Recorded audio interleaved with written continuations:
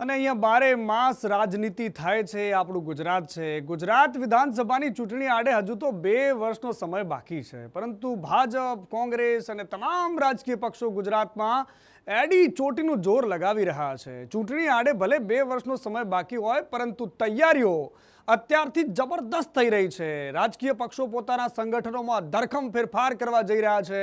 કોંગ્રેસે તો રાષ્ટ્રીય અધિવેશન અહીંયા કરી દીધું અને નગારે ઘા માર્યો.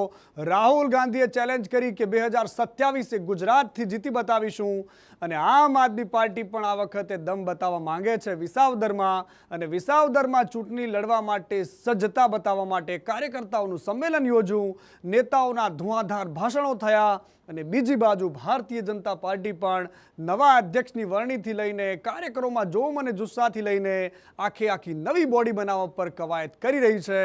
ચૂંટણીને વાર છે, પરંતુ અહીંયા રાજનીતિ અપાર છે. જોઈએ એક રસપ્રદ રિપોર્ટ. ગુજરાતમાં હવે 2027માં આગામી વિધાનસભાની ચૂંટણી યોજાવાની છે, પરંતુ આ ચૂંટણીની તૈયારીઓ અત્યારથી જ આરંભાઈ હોય તેવું ગુજરાતનું રાજકીય ચિત્ર ઉપસી રહ્યું છે. ભાજપને માઇક્રો પ્લાનિંગ કરતી પાર્ટી કહેવાય છે. સૂત્રોના મતે વિધાનસભા ચૂંટણી પહેલા ભાજપમાં કેટલાક ધરમૂળમાં ફેરફાર થશે. સંગઠન અને સરકાર બંને સ્તરે પ્રદેશ ભાજપ મોટા ફેરફાર સાથે વિધાનસભાની ચૂંટણીનું પ્લાનિંગ આરંભશે, જેની શરૂઆત પ્રદેશ પ્રમુખના હોદ્દાથી થવા જઈ રહી છે. ભાજપની પ્રણાલી છે કે એક વ્યક્તિ 2 હોદ્દા ન ભોગવી શકે. હાલના પ્રદેશ પ્રમુખ પાટીલને કેન્દ્રીય મંત્રી તરીકેની પણ જવાબદારી સોંપાઈ છે. ત્યારે હવે પાટીલે પ્રદેશ પ્રમુખનું પદ છોડવું પડશે. ખુદ પાટીલે જ સુરતના મજુરા વિધાનસભામાં સક્રિય સદસ્ય સંમેલનમાં આ બાબતનો અણસાર આપી દીધો હતો કે હું આવતીકાલે પ્રમુખ ન પણ હોઉં, હું પ્રમુખ ન જ હોવો જોઈએ. મેં અનેક વખત કહ્યું છે કે એક વ્યક્તિને 2 હોદ્દા ન આપવા જોઈએ. નિર્ણય થઈ જશે ત્યારે નેતાઓ જાહેર કરાશે. આમ પ્રદેશ પ્રમુખમાં પરિવર્તન બાદ મંત્રીમંડળમાં પણ ધરખમ ફેરફાર થશે. ચૂંટણી માટે ભાજપ હર હંમેશ તૈયારી માટે હોય છે, તો આ તરફ કોંગ્રેસે પણ ભાજપના ગઢમાં સેંધ પાડીને નગારે ઘા કરવાની તૈયારી આરંભી છે. જેના સૂચક રૂપે 63 વર્ષ બાદ ગુજરાતના અમદાવાદમાં કોંગ્રેસનું રાષ્ટ્રીય અધિવેશનનું આયોજન થયું. 2027માં વિધાનસભાની ચૂંટણી પહેલા ગુજરાતમાં કોંગ્રેસમાં ટોપથી બોટમ સુધી ધરખમ બદલાવ કરવાની વાતો રાષ્ટ્રીય અધિવેશનમાં થઈ હતી. જેના ભાગરૂપે 15 એપ્રિલના રાહુલ ગાંધી ફરી ગુજરાત આવી રહ્યા છે. કોંગ્રેસે રેસના અને લગ્નના ઘોડા અલગ તારવી લીધા છે. આવા 12થી વધુ નેતાની યાદી તૈયાર થઈ ગઈ છે, જેમને સાઇડલાઇન કરવાથી માંડીને પક્ષમાંથી કાઢી મૂકવાની તૈયારી છે. દિલ્હી ચૂંટણીમાં કારમી હાર બાદ આમ આદમી પાર્ટીએ હવે ગુજરાતમાં પોતાનો ફોકસ વધાર્યો છે. જો કે ગત વિધાનસભાની ચૂંટણીમાં આપ પાર્ટીએ કેટલીક બેઠકો પરથી પોતાના સ્વતંત્ર ઉમેદવાર તો કેટલીક બેઠકો પર કોંગ્રેસને સાથે રાખીને ચૂંટણી લડી હતી. જો કે આપના ઈસુદાન ગઢવી સહિતના કેટલાક ચહેરાઓની કારમી હાર થતા ગુજરાતમાં આપને ભારે લપડાક ખાવી પડી હતી. જો કે હવે આમ આદમી પાર્ટી પણ વિધાનસભાની ચૂંટણી પહેલા સંગઠનમાં કેટલાક ફેરફારના પ્રયોગો કરવા જઈ રહી છે. તો વિસાવદરની પેટા ચૂંટણીમાં ગોપાલ ઇટાલિયાને ટિકિટ આપીને શંખનાદ તો કરી જ દીધો છે. તમામ જિલ્લામાં, તમામ તાલુકામાં જેટલો શક્ય હોય તેટલો અન્યાય અને અત્યાચાર ભાજપ દ્વારા ગુજરાતમાં ખેડૂતો સાથે થઈ રહ્યો છે. અને જ્યારે ખેડૂતોને જરૂર પડી છે ત્યારે અમારા માનની નેતા ઈશુદાનભાઈ ગઢવી, અમારા નેતા સાગરભાઈ રબારી, અમારા નેતા રાજુભાઈ કરપડા કે હું જ્યારે ખેડૂતોને જે મુદ્દે અમારી જરૂર પડી છે ત્યારે અમે ખેડૂતો સાથે ખભે ખભો મિલાવીને ઊભા રહ્યા છીએ. ભાજપ માટે ગુજરાત હોમ ગ્રાઉન્ડ તો છે જ, પરંતુ વર્ષોથી એક્સપેરિમેન્ટલ સ્ટેટ પણ રહ્યું છે. અને હવે કોંગ્રેસ તેમજ આમ આદમી પાર્ટીએ પણ ગુજરાત અંકે કરવા હોડ મચાવી છે. થોડા વર્ષો દેશના રાજકીય પંડિતો એવું કહેતા હતા કે દિલ્હીમાં સત્તા મેળવવા દિલ્હીનો રસ્તો ઉત્તર પ્રદેશ થઈને જાય છે. જે પક્ષે ઉત્તર પ્રદેશ પર પ્રભુત્વ મેળવ્યું તે પક્ષ માટે દિલ્હીની ગાદી સર કરવી સહેલી છે. જ્યારે હવે એવું ચર્ચાઈ રહ્યું છે કે દિલ્હીનો રસ્તો ગુજરાત થઈ જાય છે. દિલ્હીમાં સત્તા મેળવવા ગુજરાતમાં પ્રભુત્વ જમાવવું જરૂરી છે. આ બધાની વચ્ચે એક બાબત તો નિશ્ચિત છે કે આવનાર ગુજરાત વિધાનસભાની ચૂંટણી અત્યાર સુધીના ઇતિહાસમાં સૌથી રોચક બની રહે તો નવાઈ નહીં. બ્યુરો રિપોર્ટ, સંદેશ ન્યૂઝ. અને બીજી તરફ રાજ્યમાં બેરોકટોક ખનીજ ખનન વૃત્તિ ચાલી રહી છે. ખનીજ માફિયાઓ બંને હાથે કુદરતી સંપત્તિને લૂંટી રહ્યા છે. કોઈ રોકવાવાળું નથી, કોઈ ટોકવાવાળું નથી. હવે તો આ ખનીજ માફિયાઓ ખનીજ માટે ચોરી માટેની નવી મોડસ ઓપરેન્ડી અજમાવે છે. રોજ નવા ગતકડા, રોજ નવી રીતો, અને નદીના વહેણને અટકાવવા માટે ગેરકાયદેસર પુલ બનાવી રહ્યા છે.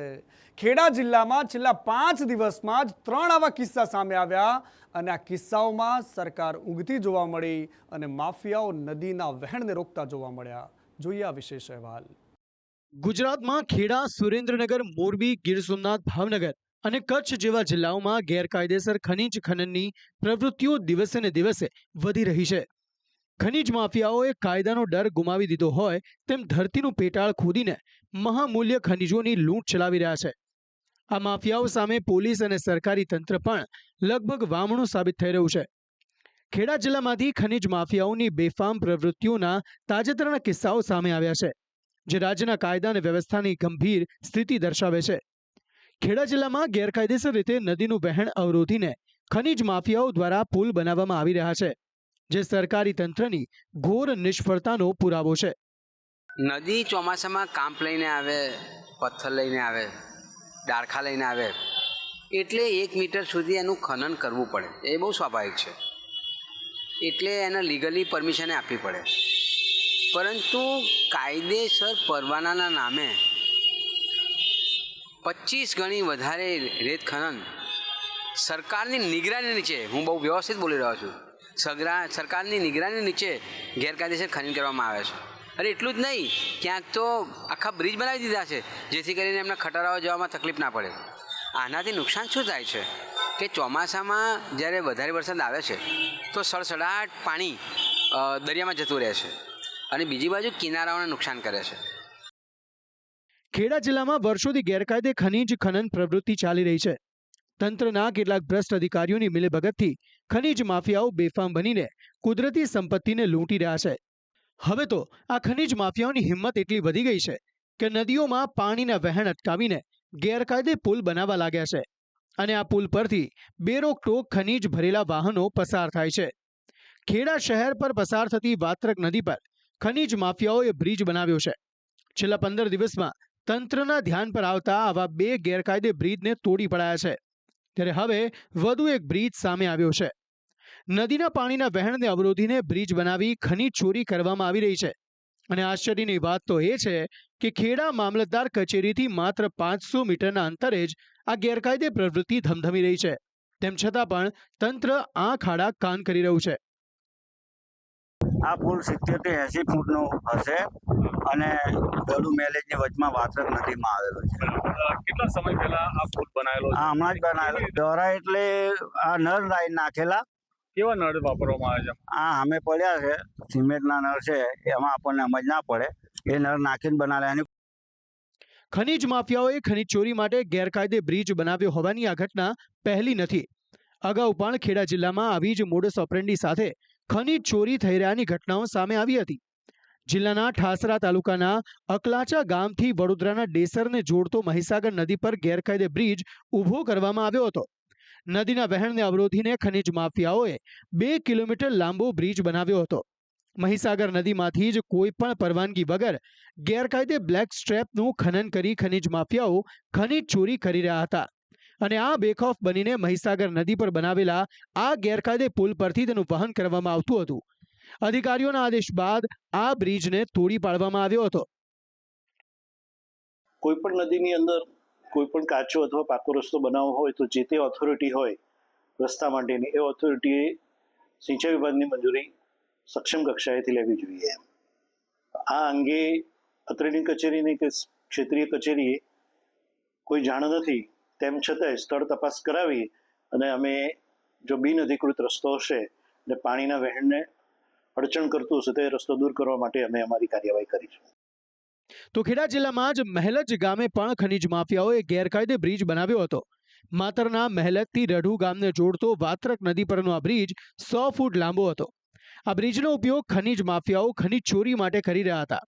નદીની આસપાસ પણ ગેરકાયદે રેતી ખનન થતું હતું અને મામલતદારના આદેશ બાદ બ્રિજ તોડી પાડવામાં આવ્યો હતો. ખેડામાં જ 2 બ્રિજને તોડી પાડવામાં આવ્યા છે, જે ખનીજ માફિયાઓ દ્વારા બનાવવામાં આવ્યા હતા.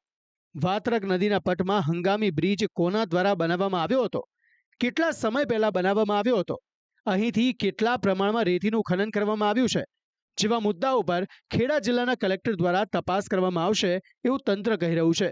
પરંતુ શું હકીકતમાં આરોપીઓને સજા મળશે કે પછી ભીનું સંકેલી લેવામાં આવશે, એ તો સમય જ કહેશે. ખનીજ ખનન માટે સરકાર કાયદેસર લીઝ આપે છે. કાયદેસર લીઝ હોય તેની સરકારને આવક થાય છે. ગેરકાયદે ખનનથી સરકાર સુધી આવકનો યોગ્ય સ્ત્રોત પહોંચતો નથી. ખનન ગેરકાયદે હોય એટલે આસપાસની જમીનને પણ નુકસાન પહોંચે છે. ખેડાના દનાદરામાં ગેરકાયદે બ્લાસ્ટિંગથી મકાનોને નુકસાન થયું હતું. નદીના તળ નીચે જતા આસપાસના કુવા અને બોર નિષ્ફળ ગયા છે. થોડા વર્ષ પહેલા કામરેજ પાસે તાપી નદીમાં ગેરકાયદે ખનન થતું હતું, ત્યારે તાપી નદી પાસેના ખનનથી આસપાસની જમીનનું પણ ધોવાણ થયું હતું.